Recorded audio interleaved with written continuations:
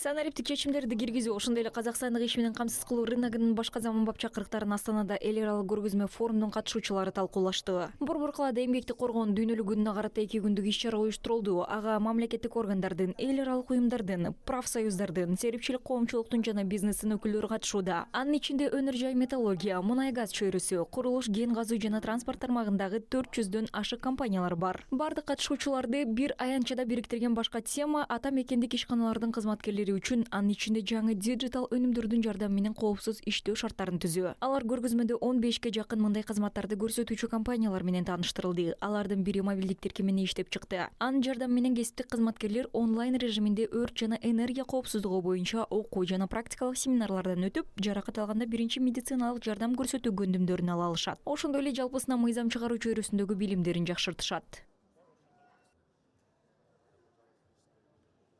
Это приложение было разработано нашей командой. Мы создали свое... Бул тиркемени биздин команда иштеп чыкты. Биз өз жамаатыбызды түздүк. Ал мындан ары бардык коопсуздук инженерлерине онлайн форматта окуудан өтүүгө мүмкүндүк берет. Азыр санариптештирүү доору. Менимче бул актуалдуу. Биздин өнөктөштөрдүн катарына өлкө боюнча бул мобилдик тиркемени активдүү колдонуп жаткан 200дөн ашык компаниялар кирет. Бул өндүрүштүк жана өндүрүштүк эмес ишканалар болуп саналат. Они, которые уже активно используют данное мобильное приложение по всей территории республики. Это и производственные, и непроизводственные предприятия.